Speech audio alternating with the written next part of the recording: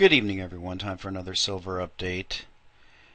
And this is the 5-minute chart of silver provided by netdania.com. You can click on the link below. Now we are plumbing the depths. We're testing the lows in silver. You can see we're down below 2050. That is support.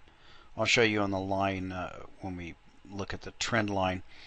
But you can see here we've got 30,000 and 30,000. You pull out, we're talking roughly 60 to 70,000, or 300 to 350 million ounces of silver dumped in a single day.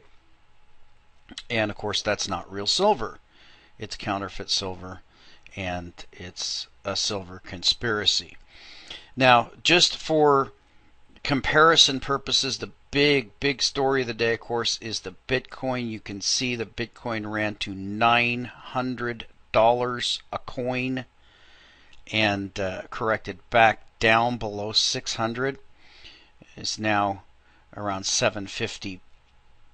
But what is of interest here is the volume.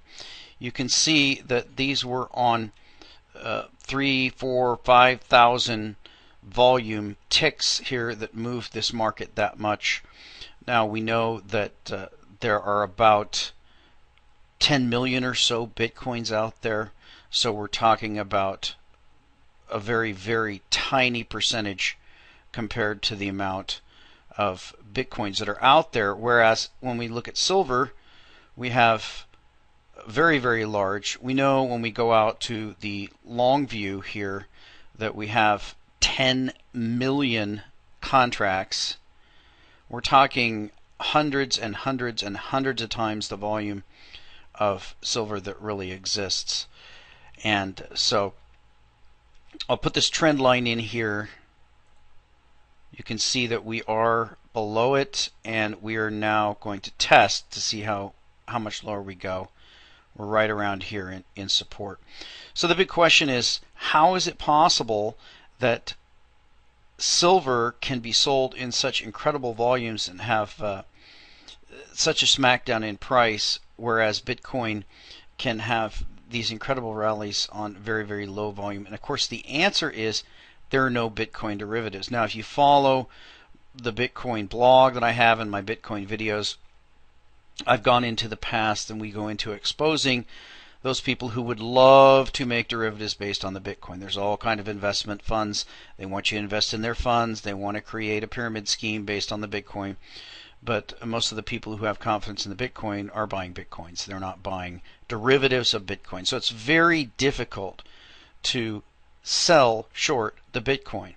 We know the Chinese are buying them up, and the Chinese aren't going to buy a derivative. They're going to buy real Bitcoins.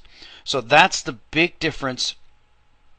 Silver is suppressed using derivatives, paper derivatives, fake silver. And that's because there is a conspiracy against silver. Now this is the latest Charles Savoy that he sent me. Another excellent one. Charles Savoy is pretty much blacklisted in the silver community, and that's because he talks about the conspiracy. Now let's look into the conspiracy here. He mentions Ron Paul a little bit, but there's a lot of voices out there who'd like to convince us that there isn't a conspiracy. So Charles goes into that. I'm going to read the history of it. Is it credible to hold that the monetary trend in the United States, England, and Europe using, for example, a typical starting date, the crime of 73, in which Congress wrecked most of the purchasing power of silver, and proceeding forward in many other adverse events, including the Panic of 1893, the Panic of 1907, the National Monetary Commission of 1908, the Federal Reserve Act of 1913, England causing the Great Depression by dumping Indian silver on world markets starting in 1928, President Hoover refusing to call a World Silver Conference unless England took the lead, Britain exiting the gold standard in September 1931, chaired by J.P. Morgan Jr., Franklin Roosevelt seizing gold from Americans in 1933 and seizing silver in 1934, the World Economic Conference of 1933 in London, allowing England to continue dumping tens of millions of ounces of silver out of British India for another 4 years, the Silver Purchase Act of 1934, which with its good effects also had the intended terrible effect of derailing China off its centuries-old silver standard, Limitation Order L208. In 1942, which ordered shutdown of USA gold mines for 33 months. Bretton Woods Conference in 1944, completely ignoring silver leasing being pioneered during World War II. The Silver Users Association being formed in 1947, the entity to which the mega bankers have dumped silver down into as a black hole at throwaway rates, the decades-long imposition of fixed federal price capping on domestic silver, finally reasserting itself as $1.61 per ounce silver during the Nixon years, a substantial price trimback from the Treasury silver auctions that ended in late 1970 to the silver users. Treasury sales of silver to industrial users ramping up during the Truman and Eisenhower administrations, New York bankers, silver users, Congress, and the federal officials achieving an end to 90% silver coins in 1965, the COMEX smash of the Hunts in 1980, the ultra-secretive silver leasing activities of the 1980s and beyond, all that and very, very much more has happened due to incompetence. A federal court in Manhattan blocks silver, the CFTC blocks silver, the NYMEX institutes multiple margin increases as silver was falling in the spring of 2011. The number of members of both houses of Congress who we might not get denial responses is so few that we can count them on the fingers of one hand. Various allegedly neutral CFTC commissioners over the last 15 years are on public record speaking at a Silver Users Association meeting. One CFTC chief even stated twice he, quote, looks forward to working with you, the silver users, and this is only incompetence, not any conscious plan to injure the free market. All that and much more is due to incompetence? Huh? Only a bunch of mental midgets could always turn in an incompetent performance. This is hardly the situation in metals. Evil geniuses they are, and only a bunch of mental midgets or intimidated sources can go about wearing this sandwich board advertisement, "There is no conspiracy in metals," written large on both sides.